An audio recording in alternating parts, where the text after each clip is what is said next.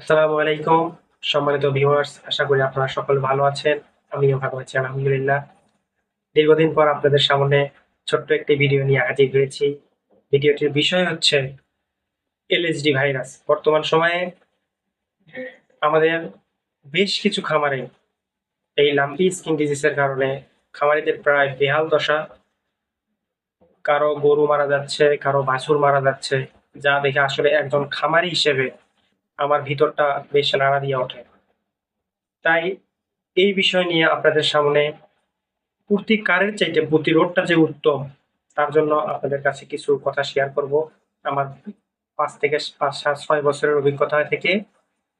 সেটা হচ্ছে, আপনারা সেটা জানেন, প্রতিকারের চাইতে প্রতিরোধটাই কিন্তু উত্তম। Prevention is better than কিউর।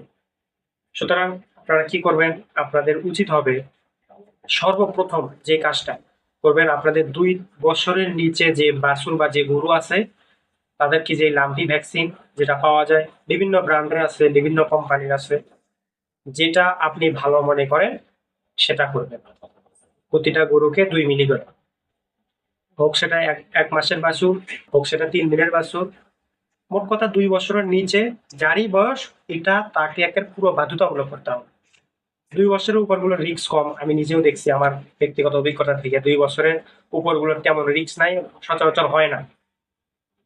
আর দ্বিতীয়ত হচ্ছে, আপনার এই রোগটা যেহেতু মশা মাছির মাধ্যমে ছড়ায়, সুতরাং আপনাদের কাজ হবে আপনাদের খামারটাকে সম্পূর্ণ পরিষ্কার পরিচ্ছন্ন রাখা। কারণ যদি আপনার খামার অপরিষ্কার থাকে, খামারের যে বর্জ্যগুলো হয়, গোবর হয়, এগুলো যখন গরু পাড়া দেয়, মানে বেশি নাড়াচাড়া করে, দুর্গন্ধ হয়, সেখান থেকে কিন্তু মাছির উৎপাত হয়।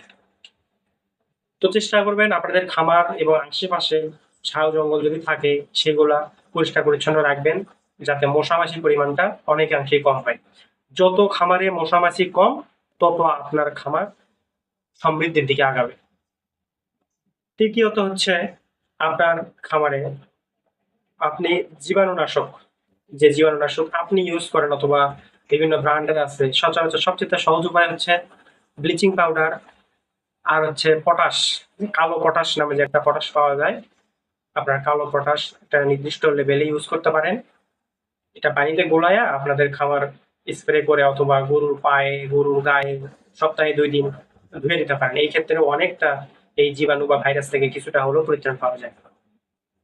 তারপরে বিষয় হচ্ছে, আপনারা খেয়াল রাখবেন যে গরুটা আক্রান্ত হয়েছে, এই গরুটাকে সম্পূর্ণ একটা মশারি বা একটা আলাদা ঘরে, একটা মশারির মধ্যে রাখলে সবচেয়ে ভালো হয়। কারণ ওই গরুটাকে যে মশা কামড়াবে, সেই মশা যদি অন্য আরেকটা সুস্থ গরুকে কামড়ায়, সেই গরুটা আক্রান্ত হবে। সুতরাং আপনাদের কাজ হবে, হোক সেটাকে হয় আলাদা একটা ঘরে রাখা, নয়তো একটা মশারির মধ্যে ওই একই গোয়ালে রাখলেন, কিন্তু মশারি দিয়ে রাখলেন, যাতে ওকে মশা মাছি কম কামড়াতে পারে।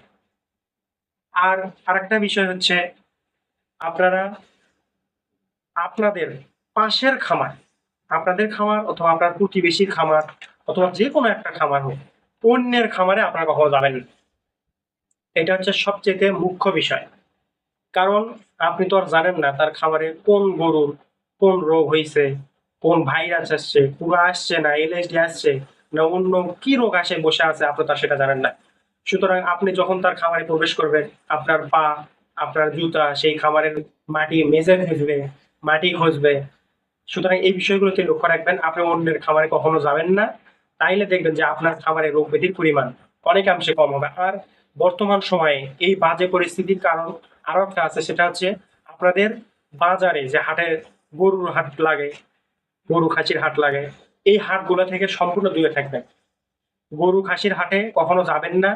অত্যন্ত প্রয়োজন ছাড়া যে জুতা পরে যাবেন, ওই জুতাটা সম্পূর্ণ আলাদা রাখবেন, খাবারের জুতা আলাদা করবেন।